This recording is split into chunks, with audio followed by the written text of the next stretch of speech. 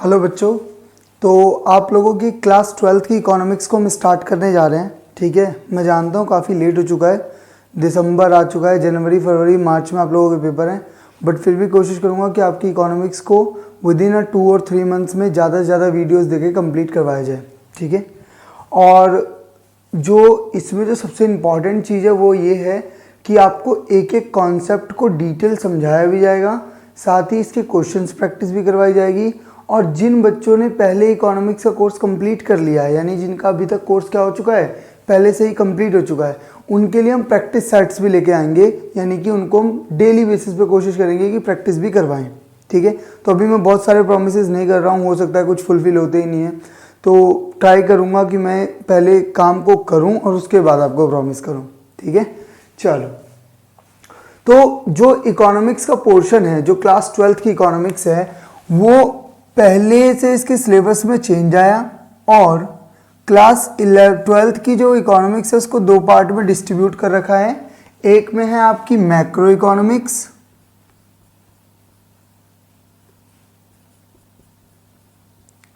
और दूसरी है आपकी जिसको हम बोलते हैं इंडियन डेवलपमेंट इकोनॉमी या इंडियन इकोनॉमी डेवलपमेंट। ठीक है, ये दोनों पार्ट आपको कंप्लीट करने हैं। हर एक पार्ट आपका 40 मार्क्स का है, 20 मार्क्स का, सॉरी 40 मार्क्स का, 20 मार्क्स का क्या है आपका आप प्रोजेक्ट वर्क है। तो जो आपका मैक्रो इकोनॉमिक्स है वो क्या होता है, हम पहले पूरी मैक्रो इकोनॉमिक्स कंप्लीट करेंगे, उसके बाद हम इंडियन इकोनॉमी की तरफ बढ़ेंगे। ठीक है, तो मैक्रो इकोनॉमिक्स का मतलब क्या होता है, ध्यान से समझ लेना। हमने क्लास 11 में पढ़ लिया था इकोनॉमिक्स क्या होता है, मैं फिर भी एक बार डिफाइन कर देता हूँ। यहाँ पर देखो, इकोनॉमिक्स को जो पहली बार डिफाइन करने का काम करा था वो करा था एडम स्मिथ ने। ठीक है जी, तो एडम स्मिथ को इसीलिए क्या बोला जाता है, पप्पा ऑफ इकोनॉमिक्स बोला जाता है। क्या बोला जाता है, पप्पा ऑफ इकोनॉमिक्स। यही है वो व्यक्ति जिनकी वजह से आपको सिलेबस पढ़ना पड़ रहा है। समझ में आ रही है बात। तो एडम स्मिथ ने इसको इन्वेंट किया, ये कह सकते हो डिस्कवर किया, जो भी कह सकते हो। और 1776 में उनकी एक बुक आई थी जिसका नाम था the wealth of the nation, जिसमें इन्होंने फर्स्ट टाइम इकोनॉमिक्स को क्या करा, डिफाइन करा। हालांकि इससे पहले भी इकोनॉमिक्स डिफाइन हो चुका था, पर जो मॉडर्न इकोनॉमी है उसको जाता ही क्रेडिट किसको है, एडम स्मिथ को है। अच्छा, इकोनॉमिक्स होती क्या है, आपके लेवल पर जो इकोनॉमिक्स है उसको सिर्फ इतना समझ सकते हो, जो स्टडी करती है किस चीज का, स्टडी ऑफ इकोनॉमिकल एक्टिविटी, यानी कि जो भी काम हम कर रहे हैं उसके बदले में जो हमें क्या मिल रहा है, पैसा मिल रहा है, और उसकी कोई स्टडी करने के लिए कोई टूल है, उस टूल का नाम क्या है, इकोनॉमिक्स है। आप कहोगे सर थोड़ा और एक्सप्लेन कीजिए इसको। थोड़ा और एक्सप्लेन करते वक्त हम इस बात को इस तरीके से समझने की कोशिश कर सकते हैं कि जिस तरीके से बायोलॉजी का काम ह्यूमन बॉडी की स्टडी करना है, प्लांट्स की स्टडी करना है, उसी तरीके से इकोनॉमिक्स का काम क्या है, स्टडी करना है इकोनॉमिकल एक्टिविटी को। अब जिन बच्चों को भी ये नहीं पता है कि इकोनॉमिकल एक्टिविटी क्या होती है, तो वो ये समझ लें कि जब भी हम कोई काम करते हैं और उसके बदले में मॉनेटरी लेते हैं, अब ये मनी लेना कैसा है, यानी आप पैसा ले तो रहे हो, पर पैसे कैसे, 2 तरीके से पैसे लिए जा सकते हैं, या तो कैश में या फिर काइंड में। अब कैश और काइंड का मतलब समझ लो। कैश का मतलब तो आपको पता है, क्रेडिट कार्ड से ले लिया आपने, डेबिट कार्ड से ले लिया पैसा, आपने क्या कहते हैं चेक से ले लिया, सारा कैश में कंसिडर होगा।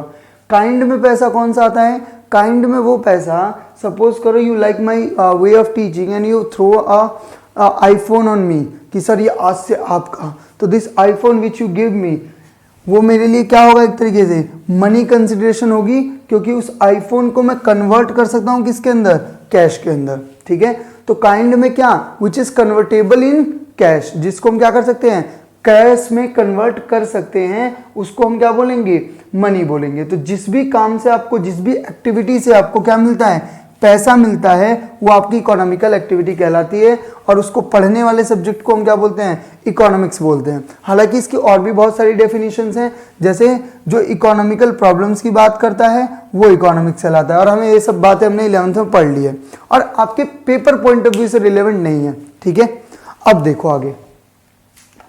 तो मैक्रो इकोनॉमिक्स क्या करती है? तो देखो इकोनॉमिक्स की दो ब्रांचेज हैं, एक है माइक्रो एक है मैक्रो, और इसके डिस्कवरी का जो क्रेडिट जाता है वो जाता है रेंगर फ्रेंच करके एक मतलब इकोनॉमिस्ट थे, नोबेल प्राइज मिला है उनको। माइक्रो और मैक्रो वर्ड उन्होंने ही ढूंढा है, ठीक है। मैक्रो वर्ड का मतलब ही होता है लार्ज, क्या? लार्ज, यानी कि जो इकोनॉमी क्या कर रही है, जो इकोनॉमिक्स होल इकोनॉमी की स्टडी कर रही है, यानी कि पर्टिकुलरली किसी एक बंदे की बात ना करके किसकी बात कर रही है? पूरी कंट्री की बात कर रही है, ठीक है। तो उस सब्जेक्ट को हम क्या बोलते हैं? मैक्रो इकोनॉमिक्स बोलते हैं। और इसके अंदर कंटेंट क्या होता है? इसके अंदर आपका जैसे आएगा नेशनल इनकम। अब नेशनल इनकम किसी एक आदमी की इनकम थोड़ी ना है, ये पूरे के पूरी किसकी इनकम है? स्टेट की इनकम है। पूरी के पूरी किसकी है? कंट्री की इनकम है। इन्फ्लेशन, अब ये महंगाई सिर्फ आपके ऊपर थोड़ी ना रही है, या इन्फ्लेशन आपके ऊपर अकेले थोड़ी ना रहा है, ये पूरे का पूरा किसके ऊपर आ रहा है? स्टेट के ऊपर आ रहा है। तो ये आपको जब पूरे स्टेट की इन सभी चीजों की स्टडी कर रहा है तो हम उसे मैक्रो इकोनॉमिक्स बोलेंगे। इसको और भी एक नाम से जानते हैं, याद रखना, इसको इनकम थ्योरी भी कहते हैं। क्या बोलते हैं? इनकम थ्योरी, ठीक है। क्योंकि इसका काम ही होता है क्या करना? कंट्री के लेवल पर, जब लार्ज लेवल पर हम किसी इकोनॉमिकल एक्टिविटीज की बात करते हैं तो उसको स्टडी करने वाले जो सब्जेक्ट होता है, यानी जो टॉपिक है, जो ब्रांच है इकोनॉमिक्स की, वो कौन सी है? Macro economics. ये था एक छोटा सा ओवरव्यू कि हम आखिर इस चैप्टर में पढ़ेंगे क्या। आपके पास टेबल ऑफ कंटेंट क्या है, क्या क्या पढ़ना है? आपको नेशनल इनकम पढ़ना है, आपको मनी एंड बैंकिंग पढ़ना है, आपको एग्रीगेट डिमांड एग्रीगेट सप्लाई पढ़ना है, आपको और क्या पढ़ना है? आपको क्या कहते हैं, बजट पढ़ना है, आपको बैलेंस ऑफ पेमेंट पढ़ना है, ठीक है, फॉरेन एक्सचेंज पढ़ना है। बस यही 6-7 टॉपिक्स हैं जो आपको क्या करना है? स्टडी करना है, ठीक है। तो आज जो टॉपिक हम जब स्टार्ट कर रहे हैं वो कर रहे हैं हम नेशनल इनकम के अंदर से। और नेशनल इनकम के अंदर भी आज जो हम बात करेंगे वो सिर्फ किसकी करेंगे? बेसिक टॉपिक की, जिससे आपको इस चैप्टर के ऊपर की पूरी समझ बन जाए। अभी हम ये भी नहीं बता रहे आपको कि भाई नेशनल इनकम होती क्या है, डोमेस्टिक इनकम होती क्या है, ये भी बात हम करेंगे आने वाले लेक्चर्स में, ठीक है। पर अभी हम बहुत छोटी छोटी बातों के ऊपर हम बात करेंगे। देखो, एक जो वे ऑफ स्टडी होता है ना, वो सबसे इंपॉर्टेंट ये होता है ना कि आप बहुत आसान सी चीज़ों को समझते चलो, एंड वो जब कंपाउंड होंगी तो अपने आप आपको लगेगा कि मैंने कुछ हार्ड अपने आप ही सीख लिया है, ठीक है। जरूरी नहीं है कि किसी टफेस्ट काम को पहले ही पकड़ लो और फिर पता चले कि आपको 2 ही मिनट में रियलाइज हो यार ये तो मेरे से होगा ही नहीं, ठीक है। इसलिए बहुत धीरे धीरे पढ़ेंगे, आराम से। मतलब हम तो वैसे भी खाली हैं, लॉकडाउन ने तो खाली कर दिया है। तुम लोगों के पास भी जो स्कूल जाने का जो ऑप्शन था वो सारा खत्म कर दिया लॉकडाउन ने, ठीक है जी। चलो, कुछ बच्चे कहेंगे नहीं सर ऑनलाइन क्लासेस तो चल रही हैं, वो मुझे पता है कितने पढ़ रहे हो तुम लोग ऑनलाइन क्लासेस में। देखो जी, तो अब हम बात करते हैं पहली टर्मोलॉजी की। बहुत ही प्यारा सा खींच के आपकी तरफ फेंक रहा हूं मैं। पहला वर्ड आता है ग्रॉस और दूसरा वर्ड आता है नेट। ये दोनों वर्ड हैं क्या मतलब है इनका? और ये इतने ज्यादा यूज होंगे पूरे नेशनल इनकम में कि आप इसका अनुमान भी नहीं लगा सकते हो कि कितना यूज होगा। देखो, अगर हम कभी भी कोई चीज परचेज करते हैं तो हम बार बार कहते हैं यार ये ग्रॉस वैल्यू पर है, यानी ग्रॉस इन्वेस्टमेंट कह सकते हो मैं अगर कहूं तो। क्या होती है ग्रॉस इन्वेस्टमेंट? ग्रॉस इन्वेस्टमेंट का मतलब है कि जो क्या है, जो अभी तक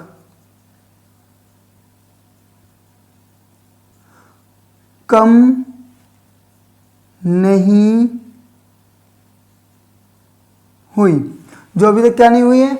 कम नहीं हुई है। इसका क्या मतलब है? सपोज करो कि मैंने एक फोन परचेज करा।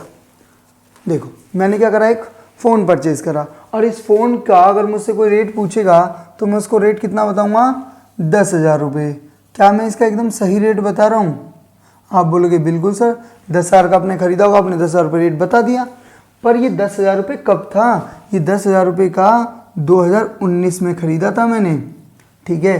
पर क्या आज भी, यानी कि 2020 के दिसंबर के महीने में भी इसका रेट उतना ही होगा क्या? बताओ। तो नहीं होगा। मैं आपसे बोलूँगा कितने का परचेज करोगे, तो आप बोलोगे सर मैं इसके हार्डली 3,000 रुपीज़ दूंगा। मैं बोलूँगा भाई ऐसा क्यों, ऐसी कौन सी गद्दारी कर दी मेरे इस फ़ोन ने जिसके सिर्फ तुम 3,000 रुपये दोगे? तो आप बोलोगे ना सर ये हो सकता है ना कि इसके अंदर क्या हुआ हो, कोई वियर एंड टीयर हो गया हो, टूट फूट हुई हो। अच्छा जी, मैं बोलूँगा अच्छा दूसरी चीज़, सर फ़ोन है तो हो सकता है आउट ऑफ फैशन होगा, क्योंकि यहाँ तो हर 3 महीने बाद फ़ोन आता है, लोग तो किडनी बेच बेच के फ़ोन खरीदने में लगे हुए हैं, ठीक है। अच्छा तीसरी चीज़, हो सकता है सर कि आउट ऑफ टेक्नोलॉजी हो गई है, मैं बिल्कुल एग्री कर सकता हूँ भाई, आउट ऑफ टेक्नोलॉजी हो गई होगी। आप बोलोगे सर हो सकता है कि टाइम पीरियड भी तो नाम की कोई चीज़ होती है, इसमें टाइम लग गया होगा, 1 साल हो गया इसको, इसलिए मार्केट में क्या हो गया, इसकी वैल्यू कम हो गई है। मैंने कहा ठीक है, तो जो ये 10,000 रुपये की चीज़ जो थी वो कितनी हो गई, अब 3,000 रुपये की हो गई है, और उसमें जो 7,000 रुपये की कमी आई है, इस 7,000 रुपये की कमी को बच्चों हम बोलते हैं क्या, डेप्रीशिएशन। क्या बोलते हैं, डेप्रीशिएशन। यानी डेप्रीशिएशन की सिंपल मतलब क्या होता है कि reduction in the value of investment. जब किसी इन्वेस्टमेंट की वैल्यू में क्या आ जाता है, रिडक्शन आ जाता है, कमी आ जाती है, तो उसको हम क्या बोलते हैं, डेप्रीशिएशन बोलते हैं, ठीक है। और जब भी हम ग्रॉस से किस पे जाना होता है, हमको नेट पे जाना होता है, तो हम माइनस कर देते हैं किस चीज को, डेप्रीशिएशन को। बात समझ में आ रही है कि जब भी हमें ग्रॉस वैल्यू दे रखी है और हमें कहां पे जाना है, नेट वैल्यू पे जाना है, तो हमको क्या माइनस करना पड़ेगा, डेप्रीशिएशन माइनस करना पड़ेगा।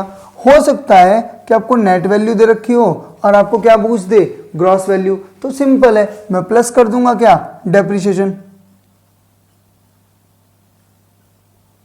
इस बात को समझने में किसी को कोई दिक्कत हो रही है?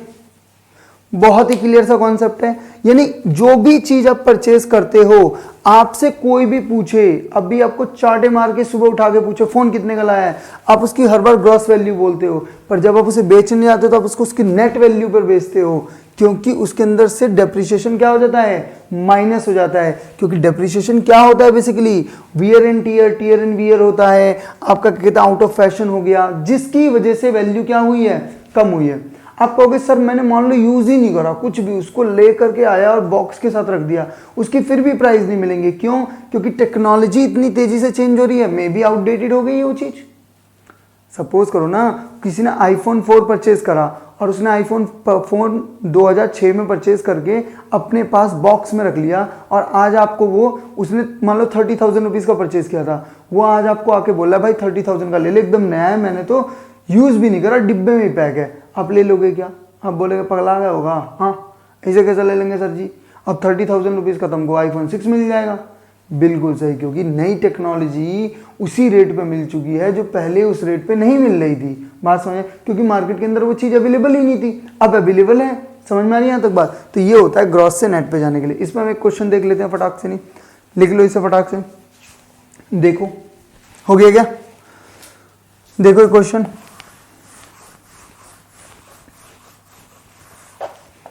देखो अगर आपसे क्वेश्चन में ये बोलता है, मान लो हम एक एग्जांपल लेते हैं और बोलता है भाई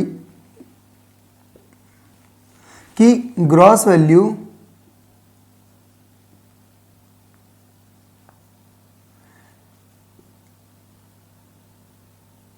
$10,000 है और डेप्रिसिएशन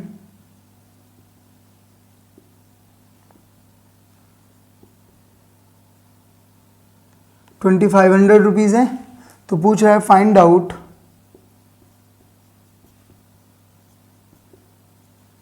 नेट वैल्यू। निकाल सकते हो बिल्कुल सर, क्या कर दोगे, ग्रॉस के अंदर से माइनस कर दोगे क्या, डेप्रिसिएशन, तो आपको जो मिलेगा वो क्या कहलाएगा, नेट वैल्यू। यानी कि 10,000 minus 2,500 is equal to 7,500 rupees. Is it clear? कोई डाउट इस बात में? दूसरी चीज देखें, दूसरी तरीके से देखें, अगर ये क्या बोल देता है यहां पर, ये देखो, अगर ये बोल देता है ऐसे कि नेट वैल्यू दे रखी है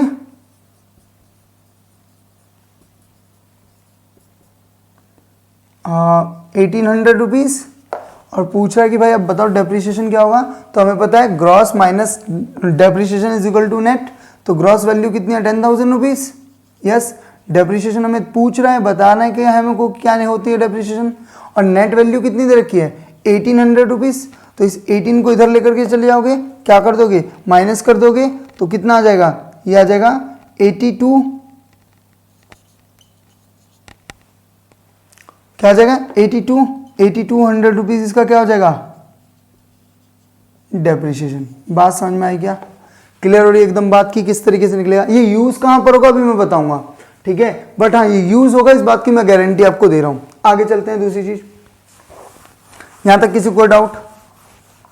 दूसरी चीज देखो, अब दूसरी बात आ जाती है इनकम को लेके। इनकम क्या होती है भाई, तो देखो इनकम का मतलब होता है कि जब भी कोई चीज आपको मिल रही है, यानी जो भी चीज इनकम जो आ रही है आपके पास, उसको हम इनकम बोलते हैं। क्लियर है बात, जो भी चीज आपके पास आ रही है उसको हम क्या बोलते हैं, इनकम बोलते हैं। पर इकोनॉमिक्स में दो टाइप की इनकम होती है। एक इनकम वो होती है जिसके लिए आपने कभी कुछ नहीं करा फिर भी आपको मिल गई, जैसे कि जिसको हम क्या नाम देंगे, ट्रांसफर इनकम। क्या होती है भाई साहब ये, अब इसे बहुत ध्यान समझना। कई बार ऐसा हुआ होगा तुम्हारे घर पे बुआ आई होंगी और बुआ ने बोला होगा, बुआ जैसे ही जाने लगी तुम गेट पे ऐसे जाकर खड़े हो जाते हो, बुआ जी नमस्ते बुआ जी।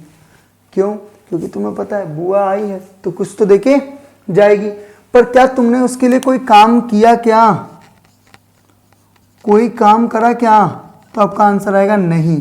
पर अगर कुछ महान बुद्धि के दिमाग में आ रहा हो कि नहीं मैंने तो बुआ का सामान उठाया था इसलिए, तो बुआ ने तुम्हें कूली नहीं समझा है, समझ में, कूली अगर बन के आते तो पैसे देती ही नहीं, कहती मैं खुद ही उठा लूंगी पहली बार। तो आपने इसके लिए कोई काम नहीं किया, यानी जब किसी चीज के लिए आपने कोई काम ही नहीं करा है उसके बाद भी आपको क्या मिल जा रही है, वो इनकम रिसीव हो रही है, तो ऐसी इनकम को हम क्या बोलते हैं, ट्रांसफर इनकम कहते हैं। बात क्लियर है। आप बोलोगे सर एग्जाम्पल बताओ, नहीं समझ में आई बात। जैसे अभी दिल्ली के अंदर वुमेन्स के लिए क्या कर रखी है, बसेस फ्री कर रखी है, ठीक है। तो इसके लिए उन्होंने क्या करा है, आप वुमेन हो, आप गर्ल हो, उसके लिए आपने क्या एफर्ट लगाया, कुछ भी नहीं, बाय नेचर हो सकते हो, ठीक है ना, इसके लिए आपने तो कुछ अलग से काम नहीं करा है। हाँ उन लड़कों को सावधान कर रहा हूं कि जो बुर्का पहन के घूम रहे हैं, ठीक है, उनके एफर्ट हैं, ठीक है। या फिर आपको पेंशन मिलती है गवर्नमेंट से, और किसकी, ओल्ड एज पेंशन मिल रही है मान लो। अरे यार एक बात बताओ मुझे, तुम काम नहीं भी करोगे तब भी बूढ़े होगे ना, मतलब मान लो जिंदगी में कुछ नहीं कर रहे खाली बैठे हो तब भी तुम बूढ़े तो होगे ही ना। ऐसा तो नहीं है ना कि मैं जिंदगी में काम इसीलिए कर रहा हूँ कि मैं बूढ़ा हो पाऊँ, नहीं ना, ऐसा तो कुछ नहीं होने वाला। आप बूढ़े हो गए ही होगे, इसके लिए आपने कोई एफर्ट नहीं लगाया। इस तरीके की जितनी भी इनकम्स होती हैं उसको हम क्या कहते हैं, ट्रांसफर इनकम कहते हैं। उसके बाद आती है दूसरी तरीके की इनकम जिसको हम बोलते हैं फैक्टर इनकम। अब इससे पहले आपको एक टर्म समझना पड़ेगा जिसका नाम है फैक्टर। आखिर ये फैक्टर होता क्या है, तो फैक्टर समझने के लिए आप समझो बच्चों कि फैक्टर का मतलब यहां पर है फैक्टर ऑफ प्रोडक्शन से। क्या, फैक्टर ऑफ प्रोडक्शन। अभी फैक्टर ऑफ प्रोडक्शन क्या होता है, देखो कोई भी चीज जो हम यूज कर रहे हैं, जिसका हम प्रोडक्शन कर रहे हैं, उसके लिए हमें कुछ फैक्टर्स की जरूरत होती है। जैसे आपके लाइफ में आपको बनाने वाले जो लोग हैं, आपके पेरेंट्स हैं, ठीक है, हो सकता है अगर आपके घर में कोई बड़ा भाई है तो वो रिस्पॉन्सिबल हो सकता है जो आपके अंदर अच्छी कल्चर डेवलप करने का काम करता है। उसी तरीके से प्रोडक्शन करने के लिए, किसी नई सर्विसेज और गुड्स को बनाने के लिए हमें कुछ फैक्टर्स की जरूरत होती है, जिसमें हम क्या कह सकते हैं, जिसमें हम एक बात कह सकते हैं कि सबसे इंपॉर्टेंट फैक्टर जो होता है वो क्या हो सकता है, लैंड। मान लो आप दुनिया में कोई भी काम करोगे तो you have to situated your work place in on a land. ऐसा तो नहीं है ना कि तुम सीधा मास पे चले जाओगे, अब मास पे तो जाके बनाओगे तो लैंड चाहिए। अच्छा, दूसरी चीज आपको क्या चाहिए उस काम को करने के लिए, लेबर। कुछ लोग कहेंगे सर उसको तो मैं खुद कर सकता हूं। अगर तुम खुद भी उस काम को कर रहे हो ना, तब भी तुम उसके लिए क्या हो, लेबर हो। अपने काम को करना भी तो आप एक तरीके से उसमें मजदूरी तो कर रहे हो। तीसरी चीज उसके लिए चाहिए क्या, पैसा, कैपिटल चाहिए। एंड द लास्ट जिसको हम क्या बोलते हैं, ऑनर या एंटरप्राइज, एंटरप्रेन्योर या एंटरप्राइज, ठीक है। एक कंपनी भी हो सकती है, एक सिंगल ओनर भी हो सकता है। अब देखो जो अपनी लैंड आपको दे रहा है, मान लो आपने अपने पापा से ही ली है वो लैंड, उन्होंने जो लैंड दी है उसकी कुछ तो कॉस्ट होगी, जो कॉस्ट होगी उसको हम क्या बोलेंगे, रेंट बोलेंगे। क्या बोलेंगे बच्चों, रेंट बोलेंगे। रेंट नहीं तो आप कैसे लोगे, रॉयल्टी पर लोगे। बात समझ में आ रही है। रॉयल्टी और रेंट में थोड़ा सा फर्क होता है। रॉयल्टी और रेंट में क्या फर्क होता है, जैसे कोई वैल्यूएबल चीज निकल आती है, मान लो तुमने जमीन खोदा और धमाल की तरह आपके जमीन के नीचे से तेल का कुआं निकल आया, तो गवर्नमेंट उसको क्या कर लेती है, कैप्चर कर लेती है और उसके बाद आपको एक फिक्स अमाउंट पे रॉयल्टी देती है। तो लैंड ले लिया, आपको रॉयल्टी प्रोवाइड कर रही है। रेंट मतलब तो समझ ही रहोगे, दुगना लगान देना पड़ेगा, ठीक है। दूसरी चीज, लेबर अगर काम कर रही है तो या तो वो देगी, आप उसे दोगे वेजेस, या फिर आप उसको दोगे सैलरी। भाई या तो वेजेस लेगी या क्या लेगी, सैलरी लेगी। अगर वेजेस ले रही है तो इसका मतलब है पर डे या पर आवर के रेट पे काम कर रही है, सैलरी ले रही है तो इसका मतलब है मंथली बेसिस पे काम कर रही है। कैपिटल यानी किसी ने अगर आपको अपना पैसा दिया है तो क्या समझ करके दिया है कि पैसा हमारा वापस आएगा, ठीक है, माँ के कंगन की तरह। उसी तरीके से आप इसके बदले में क्या दोगे, इसको इंटरेस्ट पे करोगे। ये सुनो। और चौथा, जो ऑनर है या जो इंटरप्राइजेज है, जो कंपनी है, वो क्यों खोल के बैठी हुई है, दान पुण्य करने के लिए तो बैठी नहीं हुई है, उसका प्रॉफिट मेकिंग काम है। तो वो क्या चाहती है कि भैया उसको क्या मिले, प्रॉफिट मिले। बात समझ में आ रही है बच्चों, उसको प्रॉफिट मिले। अगर ये सारी चीजें आपको रिसीव होती हैं या इनमें से कोई भी एक चीज आपको क्या होती है, रिसीव होगी, आपके पास आएगा, तो वो क्या बन जाएगा आपका फैक्टर इनकम। क्योंकि फैक्टरों के बदले में मिलने वाली इनकम को हम क्या बोलेंगे, फैक्टर इनकम बोलेंगे। क्लियर है यहाँ पर बात। इसको इस तरीके से समझ सकते हो कि फैक्टर इनकम का मतलब ये भी कह लो कि मान लो Ram work in XYZ limited earn 10,000 rupees per month. अब इसकी 10,000 रुपये जो इनकम है, इसको तुम क्या मानोगे, कौन सी इनकम है इसकी, ट्रांसफर इनकम है कि फैक्टर इनकम है। आप तुरंत बोलोगे आंसर कि सर कैसी इनकम है, फैक्टर इनकम। बोलूंगा क्यों, क्योंकि सर वो बेसिकली राम जो है वो XYZ लिमिटेड में क्या है, एज अ लेबर काम कर रहा है और उसको जो पैसा मिल रहा है वो उसके लिए क्या है, या तो सैलरी या वेजेस है, और वो 10,000 रुपीज उसकी क्या है, फैक्टर इनकम है। तो पूरी कंट्री के अंदर दो ही तरीके की इनकम होती है, या तो ट्रांसफर इनकम होगी या फिर फैक्टर इनकम होगी। आप बोलोगे सर कंट्री लेवल पे थोड़ा समझा दो, तो कंट्री लेवल पे समझो। मान लो वर्ल्ड बैंक क्या बोलता है कि भैया कोविड की वजह से आपको नुकसान हुआ है भारत, हम आपको क्या करते हैं, $1 बिलियन की क्या, $1 बिलियन की क्या देते हैं, डोनेशन या ग्रांट देते हैं। बात समझ में आ रही है क्या, डोनेशन या क्या देते हैं, ग्रांट देते हैं। तो इसके लिए क्या क्या इंडिया ने कुछ करा है, कुछ भी नहीं। इंडिया को दिया जा रहा है, इसलिए दिया जा रहा है क्योंकि कोविड आ गई है, एक ऐसी सिचुएशन आ गई जिसमें इंडिया का खुद का कोई कंट्रोल नहीं है। पर इंडिया ने एक ब्रांच सेट करी चाइना के अंदर, जिसका काम है वहां पर क्या सप्लाई करना, मान लो कॉटन सप्लाई करना, और वहां से जो इनकम कमा करके लेके आ रही है उसको हम क्या बोलेंगे, उसको हम बोलेंगे फैक्टर इनकम। क्योंकि कॉटन से वो क्या कमा रही है, जो प्रॉफिट कमा रही है वो इंडिया की क्या है, फैक्टर इनकम है। बात समझ में आ रही है, क्योंकि उसके लिए उसने पूरी ब्रांच सेटअप करी है चाइना के अंदर। समझ में आ रही है बात यहाँ पर। तो ये होती है आपकी ट्रांसफर इनकम और ये होती है आपकी फैक्टर इनकम। एक बात और याद रखना, जब भी हम नेशनल इनकम की कैलकुलेशन करते हैं, अभी क्या होती है नेशनल इनकम ये नहीं बताइए, बस ये बात याद रखना, जब भी हम क्या करते हैं नेशनल इनकम की कैलकुलेशन करेंगे तो हम ट्रांसफर इनकम को कंसीडर नहीं करते, यानी कि इसको किसी भी तरीके से ऐड नहीं करते हैं। कहां पर, नेशनल इनकम में। बात क्लियर है बच्चे यहां पर।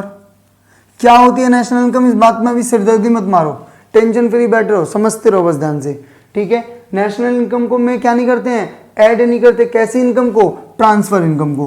क्लियर है बात यहां पर, कोई डाउट इस बात पे। चलें आगे, चलो जी आगे देखो बच्चों, एक आधा क्वेश्चन देख लें इसके ऊपर, थोड़ा सा आपको और क्लियरिफिकेशन मिल जाएगा इसमें। देखो बोल देता है क्या, मान लो बोलता है कि अनएम्प्लॉयमेंट अलाउंस मिल रहा है,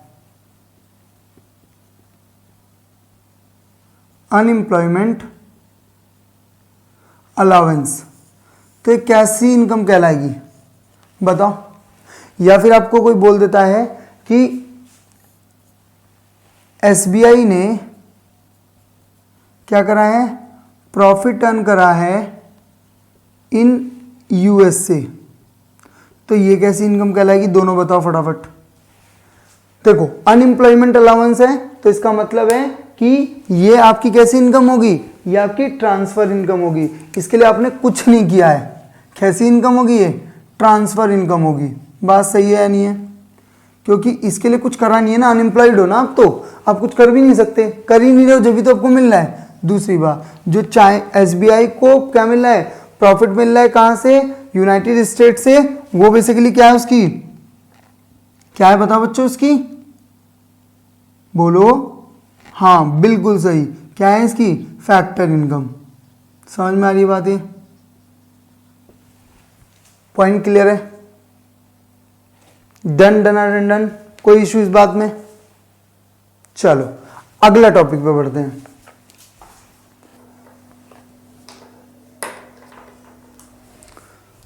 तो देखो आगे के कॉन्सेप्ट को थोड़ा और समझने की कोशिश करते हैं। बेसिक जो आपका नेशनल इनकम का जो पूरा बेसिक चैप्टर है ना, वो इसमें फिनिश हो जाना चाहिए वैसे तो, जो बेसिक कॉन्सेप्ट्स हैं। उसके बाद हम ये भी बात करेंगे कि नेशनल इनकम क्या होती है, नेशनल इनकम को कैसे कैलकुलेट करते हैं, उसके क्या क्या मेथड होते हैं, ठीक है, डिस्पोजेबल इनकम क्या होती है, हम बात करेंगे जीडीपी इंडिकेटर क्या होता है, ये सारी चीज़ें हम अलग से बात करेंगे, डिफॉल्टर अलग से बात करेंगे, उस पर अलग से वीडियो बनेगी। बट मैं कोशिश कर रहा हूँ थोड़ी सी वीडियो चाहे लेंथी क्यों ना हो जाए, पर एटलीस्ट वो सारा कॉन्सेप्ट तो क्लियर करवा दे जितना उसका कॉन्सेप्ट की जरूरत है। वो 10-10 मिनट की वीडियो बना के कोई फायदा तो मुझे तो नहीं लगता कि कोई होने वाला है। एग्जाम आपके नियर बाय हैं, आपको बैठ के तसल्ली से 2-2 घंटे की 1.5-1.5 घंटे की क्लासेस कंप्लीट करके आपको अपना काम कंप्लीट करना है, ठीक है। तो देखो अब हम जो बात करने जा रहे हैं वो करने जा रहे हैं गुड्स के ऊपर, कि भाई गुड्स क्या होते हैं, ठीक है। अभी तक हमने बात कर ली डेप्रिसिएशन की, बात कर ली हमने क्या कहते हैं आपका इनकम की। अब हम जो बात करने जा रहे हैं वो करने जा रहे हैं गुड्स। गुड्स क्या होते हैं, देखो जो भी चीज टेंजेबल होती है, यानी जिस भी चीज को आप देख सकते हो, जो भी क्या है आपकी टेंजेबल है, ठीक है, या जिस भी चीज को आप देख सकते हो, टच कर सकते हो, ठीक है ना, उस सभी चीजों को हम क्या कह सकते हैं, गुड्स कह सकते हैं। आप बोलोगे सर ऐसे तो ह्यूमन बींग्स भी गुड होते हैं, उनको लाइव स्टॉक में काउंट करते हैं, उनको क्या बोलते हैं, ह्यूमन बींग्स को भी क्या बोलते हैं, या जानवरों को क्या बोलते हैं, ह्यूमन बींग्स भी कहां पर आते हैं, आपके लाइव स्टॉक में आते हैं। एनिमल जो आते हैं वो स्टॉक में आते हैं, ठीक है, पर वो अलग से एक फंडा है, उसकी बात हम अभी नहीं कर रहे, ठीक है। बट अगर हम नॉर्मल बात करें, जैसे मेरा बोर्ड हो गया, कैमरा हो गया, माइक हो गया, मेरी शर्ट हो गई, मेरा डस्टर हो गया, ये सारी चीजें जो हैं ये सारी क्या हैं आपकी टेंजेबल गुड्स है, इनको आप देख सकते हो। अब गुड्स की 2 कैटेगरी में डिवाइड कर रखा है on the basis of production. Production के हिसाब से इनको 2 भागों में बांटा हुआ है। कौन कौन से 2 भागों में, पहला पार्ट जो इनका डिवाइड करा गया है वो कर रखा है हमने किसमें, इंटरमीडिएट गुड्स, इंटरमीडिएट गुड्स। और दूसरा जो पार्ट हमने डिवाइड करा है वो करा है हमने किसमें, फाइनल गुड्स। ध्यान से समझना इन दोनों के बीच के डिफरेंस को, बहुत ही प्यारा सा डिफरेंस है, समझ में बहुत ही अच्छे से आ जाएगा। इंटरमीडिएट गुड्स का मतलब क्या होता है, इसके अंदर 2 क्वालिटीज को चेक कर सकते हो आप। पहली चीज, एक तो ये फर्दर प्रोडक्शन में यूज होती है, क्या होती है, फर्दर प्रोडक्शन में क्या होती है, यूज होती है, यानी कि इसका दोबारा से यूज किया जाता है प्रोडक्शन को कंप्लीट करने के लिए। आप बोलोगे सर बात समझ में नहीं आई, बात ऐसे समझो कि मान लो हमने गन्ना लिया, गन्ना, ठीक है, और उससे चीनी बना दी, तो गन्ना कैसा गुड्स होगा, हमारे लिए गन्ना इंटरमीडिएट गुड्स होगा, क्योंकि अभी इसका प्रोडक्शन और होना बाकी है। बात समझ में आ रही है, हमने क्या लिया, गन्ना लिया और उसको क्या कर दिया, दोबारा से आगे उसकी चीनी बना दी हमने, तो वो हमारा क्या कहलाएगा, इंटरमीडिएट गुड्स कहलाएगा। आप बोलोगे सर एक और अच्छा एग्जांपल, जैसे कि मैंने मिल्क लिया, ठीक है, मेरी स्वीट्स की दुकान है, लाला जी हूं मैं, ठीक है ना, मेरे हलवाई की दुकान है मेरी, और मिल्क लेके भाई साहब मैंने क्या बना दिया, वहां पे स्वीट्स बना दिया, ठीक है ना, तो मिल्क मेरे लिए कैसा कहलाएगा, इंटरमीडिएट गुड्स कहलाएगा। दूसरी बात, इसको खरीदने के पीछे पर्पज ही होता है, पर्पज ही क्या होता है, रीसेल करना। यानी कि the intention of purchasing the intermediate goods is to resale. इसको परचेज ही इसी पर्पस के लिए किया जाता है कि इसको दोबारा क्या करा जाए, बेचा जाए। आप बोलोगे सर एक और अच्छा एग्जांपल, जैसे कि सपोज करो मेरा काम है क्या करना, शूज बनाना, तो जो मैं चमड़ा खरीदूंगा, जो मैं लेदर परचेज करूंगा, वो परचेज करा इसीलिए कि मैं उसको क्या करूंगा, उससे मैं रीसेल करूंगा, उसे दोबारा बेचूंगा। और दोबारा कैसे बेचूंगा, उसकी वैल्यू एडिशन करके। क्या करके, वैल्यू एडिशन करके। बात समझ में आ रही है क्या? यानी ये कह सकते हैं हम कि मान लो अगर आपने एक चेयर खरीदी और उसके ऊपर कुछ कपड़ा लगा दिया और उसे क्या बना दिया आपने, सोफा बना दिया। ठीक है जी, आपने एक चेयर ली, उस पर कुछ कपड़ा लगाया और उसको क्या बना दिया, सोफा बना दिया। तो जो चेयर है वो कैसी गुड्स कहलाएगी आपकी, इंटरमीडिएट गुड्स कहलाएगी, क्योंकि फर्दर प्रोडक्शन में आ रही है और इसका आगे भी यूज होगा। अच्छा, फाइनल गुड्स क्या होते हैं? फाइनल गुड्स के अंदर भी दो क्वालिटी होती है। पहली चीज, इसका दोबारा से प्रोडक्शन नहीं किया जा सकता। दोबारा क्या नहीं करा जा सकता, इसका प्रोडक्शन नहीं किया जा सकता। फर्दर प्रोडक्शन तो पॉसिबल ही नहीं है। ये बिल्कुल ऐसा ही है कि that someone offer U T, ठीक है, आपने उसको, आप गए और चाय वाले ने आपको चाय बना के दे दी, आप कह रहे हो मैं इसमें कुछ नया करूंगा और लोगों को बेचूंगा। और चाय बेचने वाले किससे आपने चाय खरीदी है, सामने वाला बंदा बैठा है, भाई चाय दे दे, तुमने कहीं पी के, ओ माय गॉड मैंने पी ली, अब देखो बहुत टेस्टी हो गई, तुम पी लो। और कहेगा मुंह पे मारो, मुंह पे, तमीज में आ जा, तमीज में। बात समझ में आ रही है नहीं? क्योंकि उसमें दोबारा प्रोडक्शन नहीं होता। दूसरी बात, फाइनल गुड्स को हम रीसेल के लिए नहीं परचेज करते।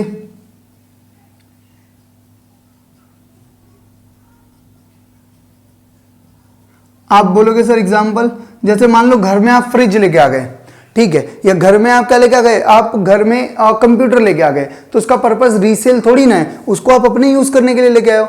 अब इसमें भी दो बातें हैं, या तो आप उसका क्या करोगे, यूज करोगे फॉर पर्सनल पर्पस,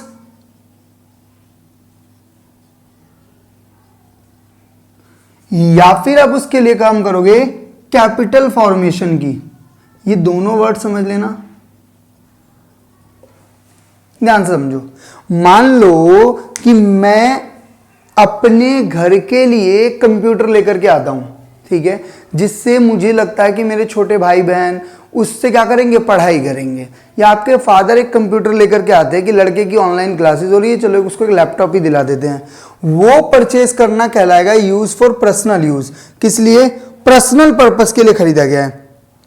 जबकि मेरी कोचिंग क्लासेस है और मुझे वहां पे बच्चों को ट्रेनिंग देनी है कि कंप्यूटर कैसे चलाते हैं, मैं वहां कंप्यूटर खरीद के लेके आया, तो उसको मैं कैपिटल फॉर्मेशन बोलूंगा। क्यों? क्योंकि ये मुझे क्या कमा के देगा, पैसा। वाह भाई वाह, क्या कमा के देगा, पैसा। जबकि ये पैसे की बर्बादी है ना। घर वाले कहते नहीं है, कई बार आते हैं तो कहते हैं कितना फकवाएगा हमारा पैसा, बता दे तू, ला नहीं तेरे को फिर भी 40% नंबर है। समझ में आ रही बात? तो जब आप पर्सनल यूज के लिए कोई गुड्स खरीदते हो तो हम उसको बोलते हैं बच्चों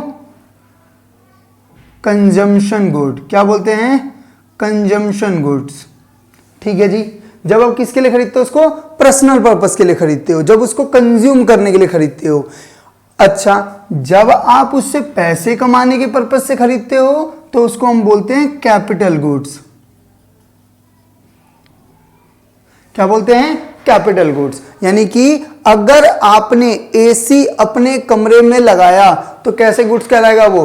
कंजम्पशन गुड। पर आपने एसी अपने दुकान के अंदर लगाया तो कैसे गुड्स कहलाएंगे? कैपिटल गुड्स, क्योंकि वो आपको और पैसा कमा के देगा। बात समझ में आ रही है? यहां तक क्लियर हो रही है बात? तो इस डायग्राम को मैं थोड़ा और अच्छा करने की कोशिश करूं तो ये कुछ इस तरीके से नहीं दिखेगा आपको। उतार लेना इसको। देखो, ये कह सकते हैं हम इसको ऐसे कि आपका जो इंटरमीडिएट गुड्स है और उसके बाद जो आपके क्या है, फाइनल गुड्स हैं। फाइनल गुड्स को दो और पार्ट्स में डिवाइड किया गया है। कौन कौन से? एक आपका कंजम्पशन गुड्स और दूसरा आपका कैपिटल गुड्स। ठीक है। अच्छा, अब जैसे मैं आपको इसके सबके एक अच्छे एग्जांपल देता हूं। मान लो कि मेरी शुगर मिल है। क्या है? शुगर मिल है। ठीक है। और शुगर मिल के लिए मैंने क्या परचेज करा? मैंने शुगर कैन परचेज करे, ठीक है, मैंने गन्ने परचेज करे किस लिए, अपनी शुगर मिल के लिए, तो वो मेरे लिए कैसा कहलाएगा, वो मेरे लिए कहलाएगा बच्चों, ये गन्ना मेरे लिए कैसी गुड्स कहलाएगा, इंटरमीडिएट। क्यों, क्योंकि इससे मैं क्या बनाऊंगा, शुगर बनाऊंगा। बिल्कुल सही बात है। अच्छा, जो शुगर बन गई और जो मेरे घर तक पहुंच गई, ठीक है, और मैंने भाई साहब गाजर के हलवे में शुगर डाल दी, उस शुगर को मैं कैसा मानूंगा, उसको मैं मानूंगा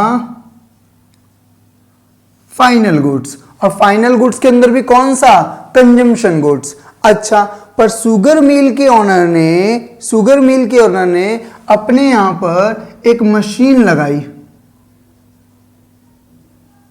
टू प्रोड्यूस शुगर, वो कैसी कहलाएगी, तो ध्यान समझो, वो भी फाइनल गुड्स है, पर वो कैसी है, वो कैपिटल गुड्स के अंदर में आएगी। बात समझ में आ रही है। यानी कि अगर एक शुगर का व्यापारी है, एक शुगर मिल का ओनर है, उसने शुगर केन परचेज करा, तो उसका जो शुगर केन है वो उसका इंटरमीडिएट गुड्स कहलाएगा। जो शुगर मेरे पास आई वो मेरी फाइनल गुड्स की, और फाइनल गुड्स में किस में, कंजम्पशन गुड्स में कहलाएगी। और जो फाइनल गुड्स के अंदर कैपिटल गुड्स है, उस कैपिटल गुड्स के अंदर जो मशीनरी परचेज करी टू प्रोड्यूस द शुगर, वो मेरी कैपिटल गुड्स कहलाएगी। बात समझ में आ रही है, ये गुड्स का चक्कर है। अच्छा, जब हम नेशनल इनकम को कैलकुलेट करते हैं तो हम केवल we only take final goods, ध्यान समझना, final goods price while calculating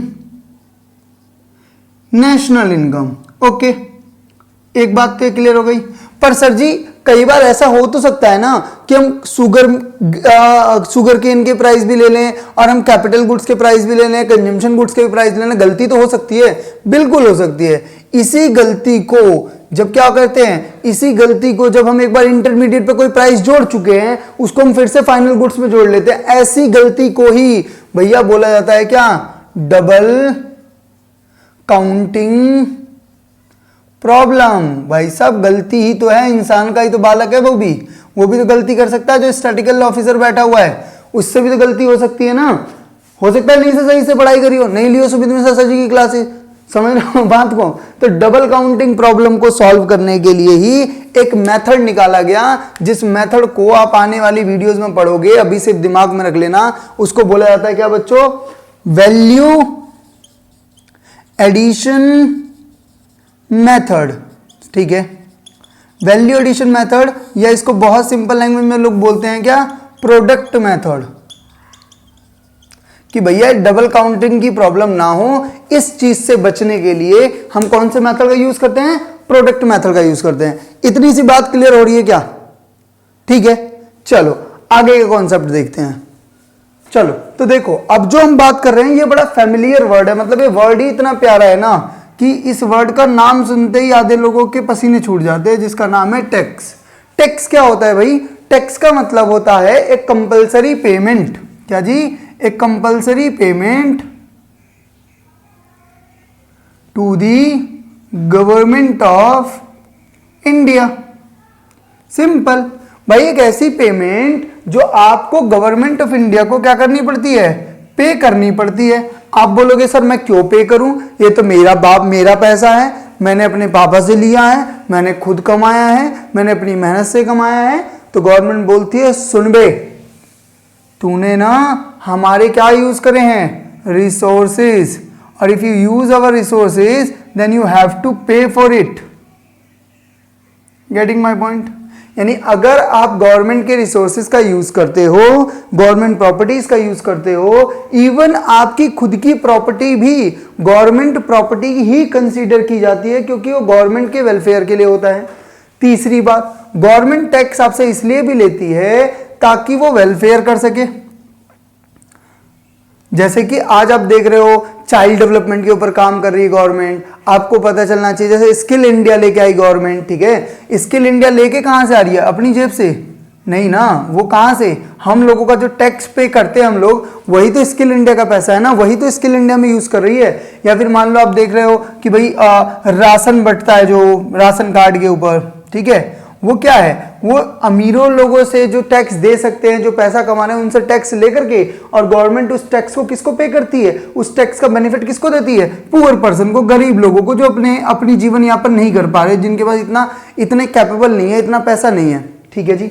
अच्छा, और सर किस लिए लेती है भाई, अगर टैक्स ना लेना तो हम लोग हो जाएंगे सस्टेनेबल डेवलपमेंट, खत्म कर देंगे हम।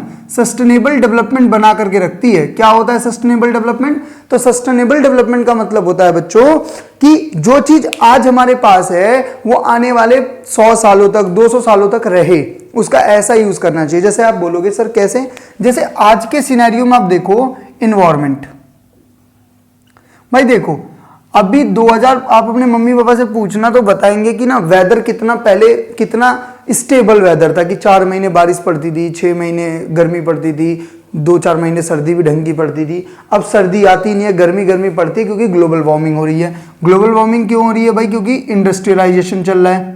ठीक है, अब ग्लोबल वार्मिंग से जो लॉस हो रहा है वो क्या हो रहा है कि अभी तो कम इंपैक्ट दिख रहा है, आने वाले 20 सालों के अंदर आपको दिखने लगेगा। अगर पानी के ऊपर टैक्स ना लगाए तो आपने वो लोग वो देखे नहीं है, लोग जो कार को लेके ऐसा खड़ा हो जाता है, कार धो दो ऐसा धो दो, चाहे खुद 6 दिन से नहीं आया, कार ऐसे चमकाएंगे, बस पूछो मत, चाट लेंगे उनका बस चले तो अपनी कार को। ठीक है, क्यों, क्योंकि उनको फर्क नहीं पड़ता कि भाई पानी रिसोर्सेज है और लिमिटेड रिसोर्सेज है, अगर हम इसका यूज तमीज से नहीं करेंगे तो आने वाले टाइम में खत्म हो जाएगा। जैसे कुछ कंट्रीज है जिनमें खत्म हो चुका है, सूडान में पानी नहीं है। ठीक है, बताया जा रहा है 2025 तक हो सकता है कि 121 सिटीज के अंदर पानी खत्म हो जाएगा। तो इन्वायरमेंट को बचाने के लिए, गवर्नमेंट को चलाने के लिए, वेलफेयर करने के लिए, सारी चीजें करने के लिए बच्चों गवर्नमेंट क्या लेती है, हमसे टैक्स लेती है। अच्छा जी, अब बात करते हैं टैक्स होता कितने टाइप का है। तो भैया देखो टैक्स होते हैं 2 टाइप के, एक होता है डायरेक्ट टैक्स और दूसरा होता है इनडायरेक्ट टैक्स। मैं तुम्हें इसका एक बहुत ही प्यारा सा एग्जांपल बताता हूं, समझ लेना। कई बार आप लोगों के, अब तो खैर स्कूल्स में पिटाई विटाई बंद कर दी है, बहुत अच्छा काम किया। मेरे टाइम पे बताता हूं, हम लोग स्कूल में होते थे ना, डंडियां पड़ती थी। तो जब डंडियां पड़ने लगती थी ना, तो जब पहले वाले को डंडी पड़ रही होती थी तो भाई अपना रिएक्शन ये होता था, माता रानी बचा ले, और ये कहते हुए चलते थे, आगे बढ़ते थे कि सर मेरे तो यहाँ इंजेक्शन लग रहा है, पड़ोसी ने मार दिया है, मम्मी ने पीट दिया, जो भी कुछ एक्सक्यूज हमारे पास होते थे। पर जब उधर डंडे लग रहे होते थे ना, तो इधर ऐसे ऐसे हो रहा होता। वो हमारा क्या है, देखो डंडे पड़ रहे हैं किसी और को, पर असर किसी और को हो रहा है, यानी कि टैक्स का बर्डन, क्या भैया, टैक्स का बर्डन किसी और का है और पे कोई और कर रहा है। ये कुछ इस तरीके से है कि तुम अपनी गर्लफ्रेंड या बॉयफ्रेंड की शादी में सिलेंडर उठा रहे हो, समझ में आ रही है बात, शादी किसी और की, सिलेंडर कोई और उठा रहा है। ये वो वाला गाना है, तू प्यार है किसी और का और तुझे चाहता कोई और है। कैसे सर, देखो भैया ये ऐसे है कि आपके गुड्स और सर्विस के ऊपर जो टैक्स लगता है, जैसे कि आप कोई मूवी देखने गए और मूवी के ऊपर क्या लगाया गवर्नमेंट ने, टैक्स लगाया। टैक्स तो मूवी मेकर्स पे लगाया गया है, मूवी को डिस्ट्रीब्यूट करने वालों पे लगाया गया है, पर वो चार्ज किससे किया जा रहा है, 2 हंसों के जोड़ों से, है ना, हम साथ साथ हैं जन्मुग साथी। ठीक है, इन दोनों लोगों से चार्ज किया जा रहा है। तो टैक्स लगा किस पे, पीवीआर पे। ठीक है, और टैक्स पे कौन कर रहा है, कंज्यूमर, यानी कि कंजम्पशन बेस्ड टैक्स है, यानी जो इसको कंज्यूम करेगा उसको टैक्स देना पड़ेगा, इसे हम बोलते हैं इनडायरेक्ट टैक्स।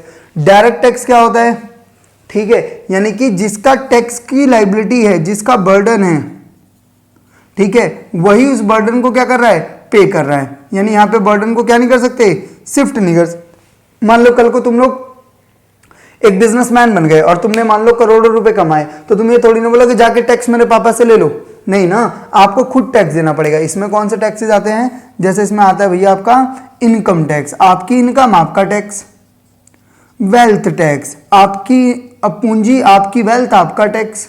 इसमें कैसा टैक्स आता है, इसमें बड़ा ही प्यारा सा भी टैक्स इन्वेंट किया है गवर्नमेंट ने, इंप्लाइड किया है, जिसका नाम है जीएसटी, यानी गुड्स एंड सर्विस टैक्स। समझ में आ रही है यहां तक बात, यानी कोई भी आप प्रोडक्ट खरीदते हो तो उसके ऊपर जीएसटी लगा हुआ आपको दिखता है। इसके अंदर आपको कैसे टैक्स दिखेगा, आपको टैक्स दिखेगा इसके अंदर जैसे रोड टैक्स, इसके अंदर कैसे और टैक्स दिखा, एमसीडी का कोई टैक्स लग रहा है, ठीक है। ये सारे इनडायरेक्ट टैक्सेस होते हैं। पर कई बार क्या होता है कि हम प्रोडक्ट बनाते हैं और प्रोडक्ट कर देता है लोगों की भलाई। मान लो कोरोना की वैक्सीन बनाई, और कोरोना की वैक्सीन मैंने बनाई, गवर्नमेंट ने बोला वाह मेरे लाल वाह का चमत्कार कर दियो बाबू, ई तो आज से पहले कौन नहीं कैलेस। हम कहे कि सर जस्ट वो ब्रेन, इट्स आवर ब्रेन, ठीक है। तो उन्होंने बोला देखो लल्ला, इनडायरेक्ट टैक्स तो लेंगे पर इनमें तुम हमको क्या देंगे, थोड़ी सी 50 ग्राम क्या दे देते हैं, सब्सिडी दे देंगे। क्या दे देंगे बच्चों, सब्सिडी। मैं कही सब्सिडी क्या होती है सर जी, तो उन्होंने बोला सब्सिडी का मतलब है भैया कि हम तुमको थोड़ा सा क्या कर रहे हैं, थोड़ी सी क्या कह सकते हो आप, रिलैक्सेशन दे रहे हैं टैक्स के अंदर।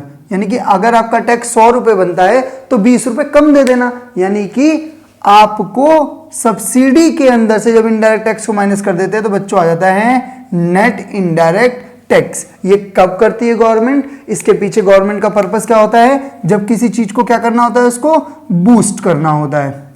आप बोलोगे सर एग्जांपल दो एक और अच्छा सा देखो, आपको पता है ग्लोबल वार्मिंग बढ़ रही है तो ई व्हीकल आ रहे हैं, ठीक है, जैसे कि बैटरी वाली रिक्शा आ रही है, ठीक है। अब बैटरी रिक्शा के ऊपर जो क्या नाम है आपकी बैटरी रिक्शा जो है उस पर दिल्ली गवर्नमेंट 20,000 रुपए का क्या दे रही है, टैक्स फ्री कर रही है। दिल्ली गवर्नमेंट ने क्या बोला है कि आपको टैक्स में कितनी फ्री छूट मिलेगी, 30,000 रुपए तक की मान लो, ठीक है। तो मान लो आपका बैटरी रिक्शा वैसे पड़ रहा था 1,40,000 रुपए का, यानी वैसे तो था कितना 1,00,000 रुपए का, और उस पर गवर्नमेंट टैक्स लगाती थी कितना 40% मान लो। वैसे नहीं होता है इतना, बट मैं एग्जाम्पल के तौर पे बता रहा हूँ।